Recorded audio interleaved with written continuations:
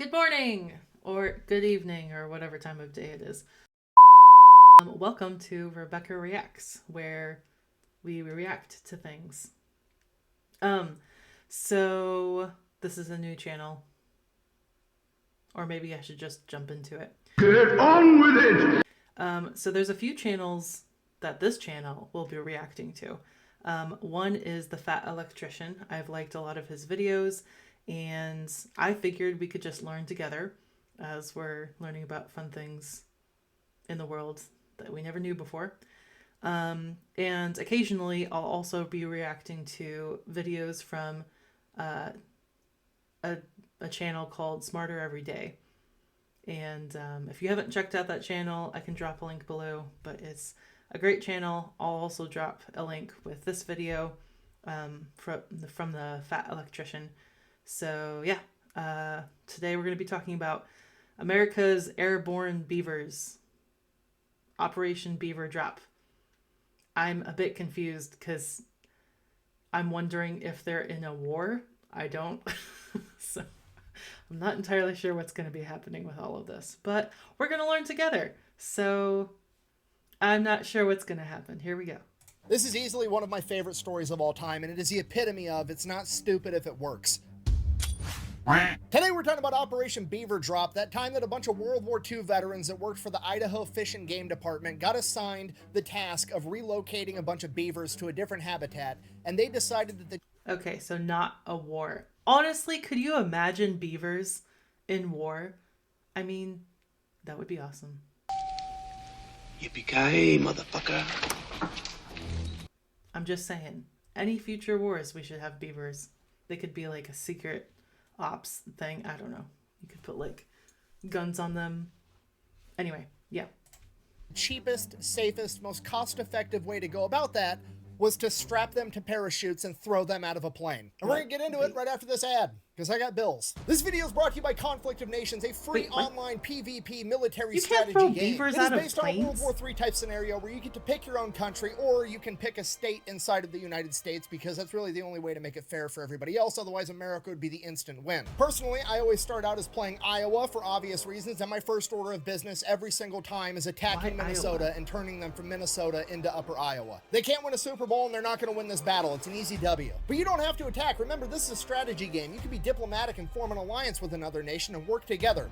I mean, you could. I'm not gonna. I'm gonna build up my army with tanks, jets, and nuclear submarines and turn my attention to Wisconsin. Okay, I'm gonna be honest with you guys. The nuclear submarines are not super helpful in Midwestern warfare, but that's the type of flexibility that Conflict of Nations allows. I've already taken over Minnesota, the land of 10,000 lakes. I'm gonna put a nuclear submarine in every one of those lakes. Anyways, if you want to give it a try, it's available on both PC and mobile, and if you use my link and discount code down below, you're gonna get 13,000 free gold and a free 1-month membership. Let's get back to the video.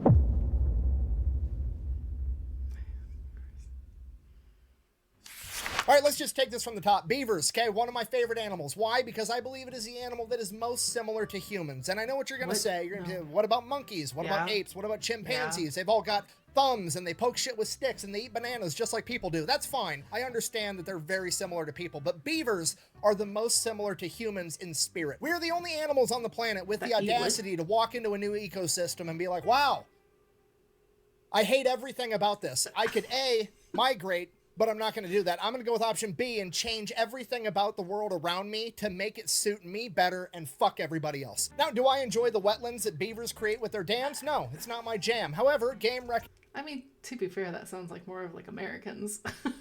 We came in here, we're like, we don't like these people. Goodbye. Too soon. Nice game, because when a beaver sees running water and is like, you gonna do this? Okay, fine. That's all I needed for him to do that. And it became personal with me.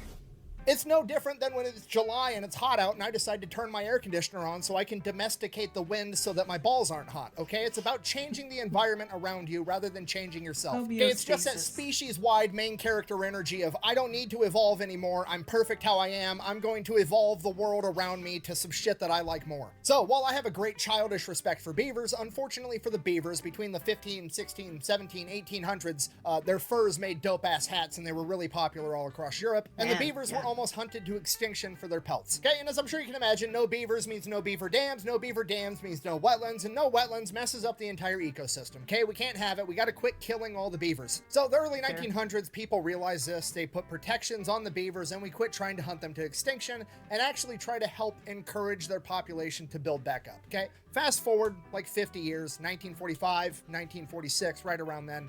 All the young men that went off and fought World War II are coming back home. They got a bunch of money from fighting that war. They want to get a wife, build a house, have some kids, do people things. So they start expanding. And in one of the places this happens. Wait, did you guys notice in that photo there's Wheaties?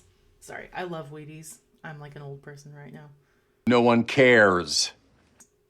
In is a town called McCall, Idaho, and they start expanding and the town gets bigger and bigger, and eventually it displaces a bunch of beavers that have been out in the woods doing beaver things for hundreds of years, and these new beavers get displaced and they go out and they start fucking up a bunch of farmers' fields and irrigation systems, and it gets to the point that the people in the town are just going to start shooting these beavers because they're messing everything up. At this point, the Idaho Fish and Game Department, presumably also full of World War I and World War II veterans, steps in and like, no, we're not gonna kill these beavers. These guys are awesome. They do a lot for the environment. We're gonna take them, we'll move them somewhere else where they can thrive. We're not killing beavers. We're just relocating them. So here's the plan. They're going to capture the beavers alive. They're going to drive them as far as they can on roads, and then they're going to pack them in on horses and mules miles and miles into the wilderness where they're not going to be near any humans ever. And this is a complete disaster pretty much from the start. They capture the beavers alive, stick them in a cage, throw them on a truck, try to drive them hours and hours into the wilderness. This is really hard on them because beavers, they're a lot like me. I like to sit in my house in the air conditioning.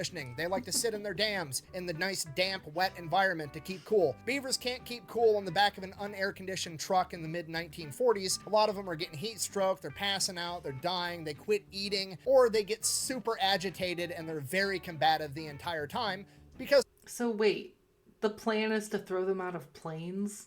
That's better than dying in the back of a pickup truck? I feel like that, I don't know.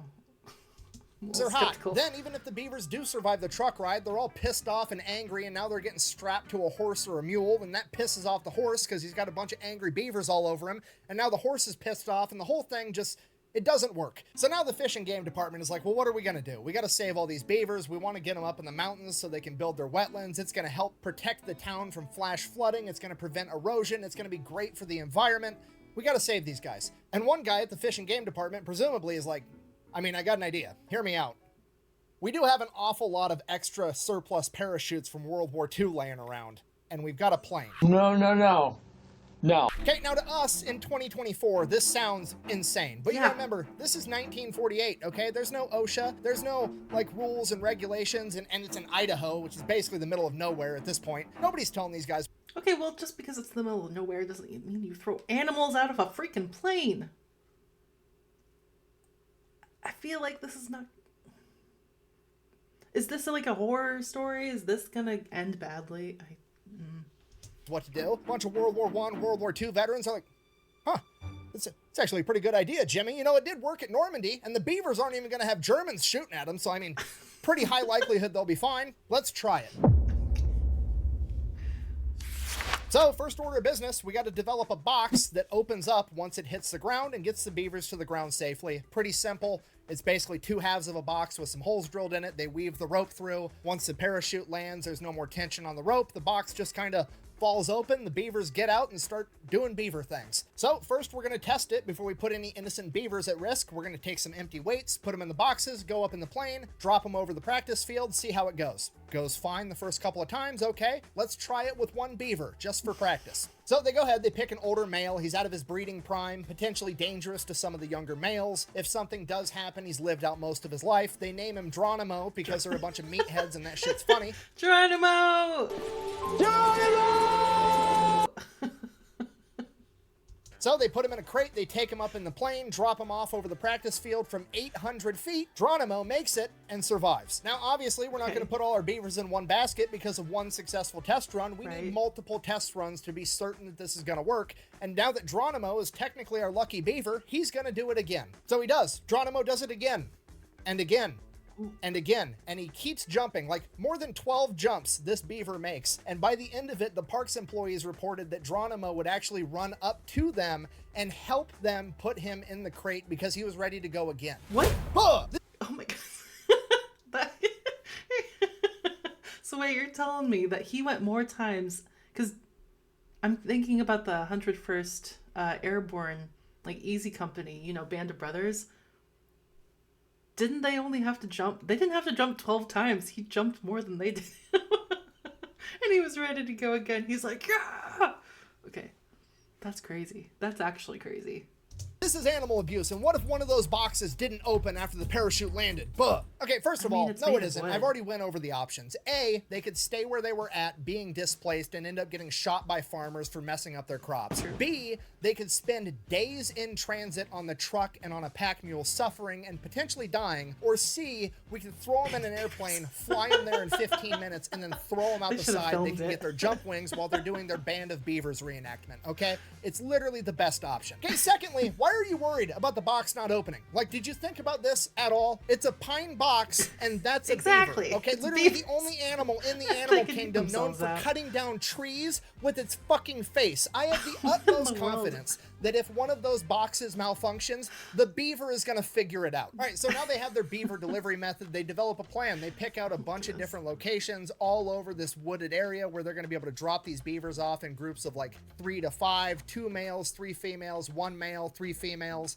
Something like that, enough that they're going to be able to rebuild their own little colonies, but they're going to be spread out enough that they're not going to congregate into one thing, and it's going to be a humongous boost to the beaver population. This is what conservation's all about. So they get that all figured out, they have the plan in place, they know the delivery method, now they just got to go catch all the beavers. So they go back to town, catch them all, there's 76 of them. They take them back, they start loading them in crates, and they're going to take them up in the plane and throw them out the side. And here's the best part about the whole thing, they filmed it. Into the drop box. Nearly Oh ready my for goodness, that they- flight back into the mountain. And this is where you can really start to see that this is a different time. I mean, look at this has no absolute gloves on. Chad He's just just like- manhandling this beaver into that crate with no safety equipment, That's no amazing. gloves, no eye pro, nothing. If this were modern day, No that guy would fear. have leather protective gloves. I up mean, to they his went through elbow. war. He'd have safety glasses with a hard hat, with a Yeah. face shield, with a leather apron. He'd have 2 dudes holding his hand while he did it just to make the safety guy happy. No. Yeah. Guys in the current 21st century, a bunch of pansies compared to these guys. Goodness. This is just some angry war veteran throwing a beaver into a box like it's another 8-hour Chucks workday. it It's on a plane. fantastic. That's it. They get the beavers loaded up on the plane takes off, they drop all the beavers in their designated drop zones. 75 out of the 76 survived. Oh. I don't know how they know this. I'm assuming they had people on the ground at the different drop locations to make sure the boxes opened or that the beavers made it or whatever. But apparently the one beaver that didn't make it had somehow either slipped through the crack when the rope was loose or eaten his way out of the box after they let it out of the plane, and the beaver was last seen standing on top of the box with the parachute above him, and he probably would have been fine, except when he got 75 feet off the ground, he decided to jump. So on one hand, that's kind of sad, but on the other hand, natural selection. If the other 75 beavers figured it out and you didn't, Darwinism at its probably on you. finest. On a happier note, though, the boys at the Fish and Game Department decided to hook up their lucky beaver, Geronimo. This is posted in the Journal of Wildlife Management, Volume 14, Number 2, April of 1950. The article, Transplanting Beavers by Airplane and Parachute by Elmo W. Heater, Idaho Fish and Game Department, McCall, Idaho. And I quote, Geronimo had a priority reservation on the first ship into the hinterland, and that with 3 young females went with him. They had to hook up their boy. And he made it. Apparently they went to check in on him a couple years later, and his new colony was, and I quote, very well established. And Geronimo was not unique in that, because pretty much every drop zone ended up turning into a thriving beaver colony in the following years, because they kept tabs on this entire That's so thing. And cute. not only did it work, it was also super cost effective, because according to this journal, the cost of Well, yeah. transplanting I mean, just one of wood these and- colonies was $30. It was $2 for the box, $16 That's for the it? surplus cargo parachute, and the flight time, man hours, and fuel totaled to $12 for a total. I mean, can you imagine all the equipment that they would have wanted to use for all of that? That's great. And it's super quick. You just drop them and then you're done. Saves a bunch of gas. Of $30 per colony. And just to be clear, that's the actual crazy part about this story. It's not the fact that they actually had airborne beavers to go save the environment. No, that seems pretty reasonable. The crazy part is that these guys back in the 1940s managed to get the job done, have fun, and record it, and they did it for like $300 to $500. Because we all know in modern times, if they wanted to do this, there'd have to be like a 15-year-long environmental impact study that costs the US taxpayers $25 million just so that the government could determine that if you drop beavers off in the forest, they will in fact do what beavers do.